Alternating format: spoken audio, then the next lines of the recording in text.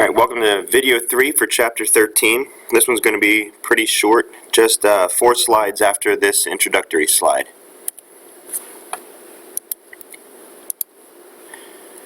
This first slide is very important, and you definitely need to know the adoption curve.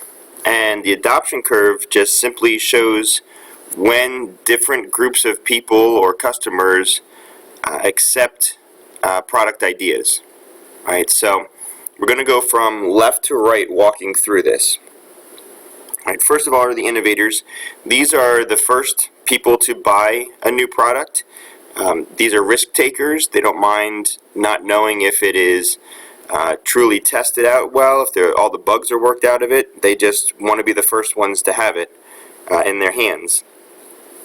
They search out product information. They rely on a lot of impersonal sources, which would be people that they don't know, people that they don't have like a friendship or relationship with of some degree. So when they're making their decisions, they're relying more on these impersonal or scientific sources. The next group are the early adopters, and the early adopters are usually respected by their friends, by their peers. A lot of them often serve as opinion leaders for others as well, if you remember opinion leaders. Out of all 5 of the groups, though, the early adopters are the ones who have the most contact with salespeople. They ask questions. They try to gather as much information from salespeople as they possibly can before they make their purchase. If there's a lot of satisfaction with the product from these people, it can really benefit the company because word of mouth advertising now starts to spread. Right, word of mouth is very reliable. It's very credible because it's going from one person to another person. All right, the third one, early majority. The early majority are the first group of people that really want to avoid risk, and they're going to wait before they buy into this new product until a lot of the previous group, the early adopters, have tried the product and actually like the product. Okay, so they're going to wait. The book refers to them as deliberate decision makers. Okay, they too have a lot of contact with salespeople, not as much as the early adopters, but they do have a lot of contact and interaction with salespeople. They have a lot of interaction with mass media, and they refer or reference the opinion leaders from the early adopter group as well. Next is late majority. So the late majority are, and I love the way the book refers to them, downright cautious. These are people often who are now a little bit older than the previous group, and they are becoming, a little bit more comfortable and set in their ways. They don't really use a whole lot of marketing sources to get their information. It's tougher to get them to buy into it, but eventually this group usually buys into the product. Okay? And then the last group is the non-adapters or the laggards. And these people really don't like new ideas a whole lot.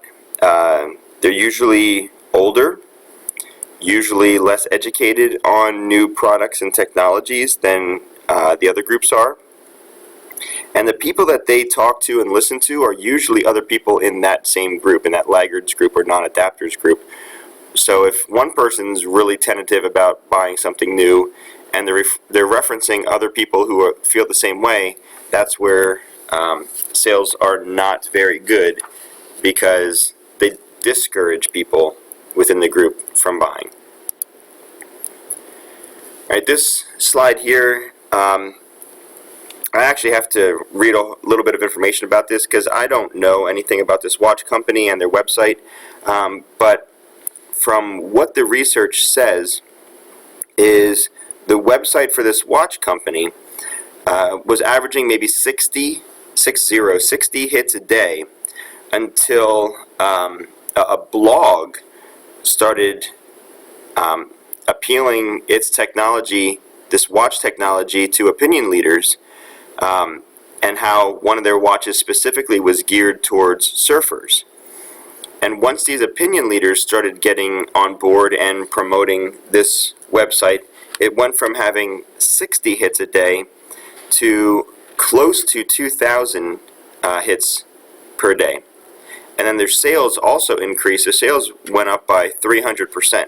So word of mouth helps. Having opinion leaders on board definitely helps as well.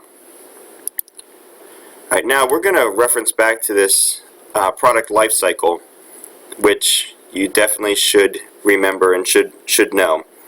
Now what we're looking at here is, with each stage of the product life cycle, below the chart itself, below the graph, they're going to talk about different promotion that is going to have to be used depending upon the stage.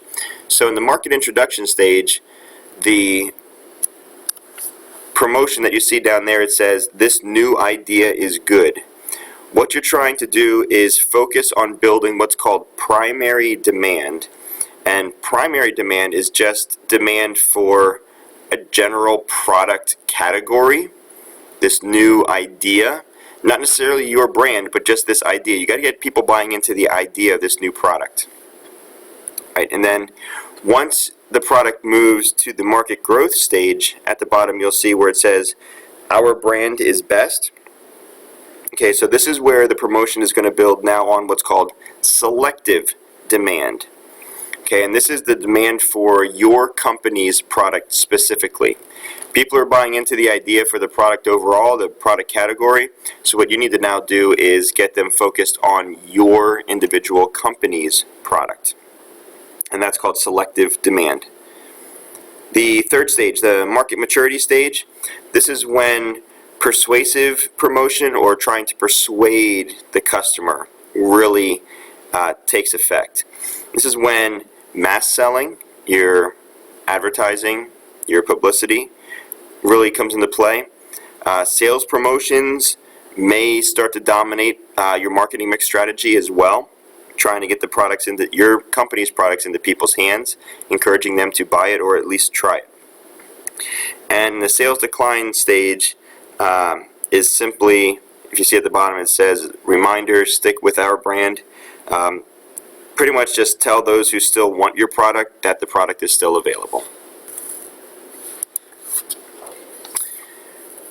Now, in determining how much money to spend on your promotions per year, there are two options that the book references here. The first one is percentage of sales. The second one is task method.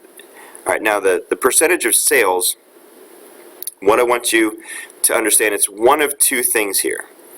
It's either percentage of past sales or the percentage of anticipated future sales.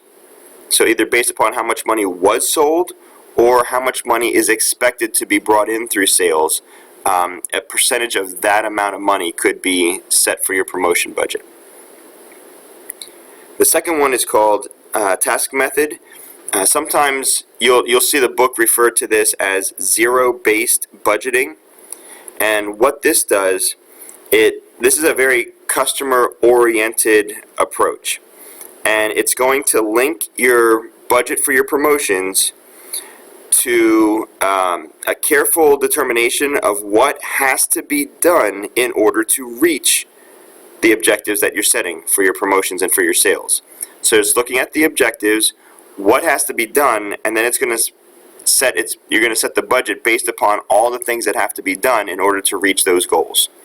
All right, so that's zero-based budgeting or task method budgeting. And that is the end of Chapter 13.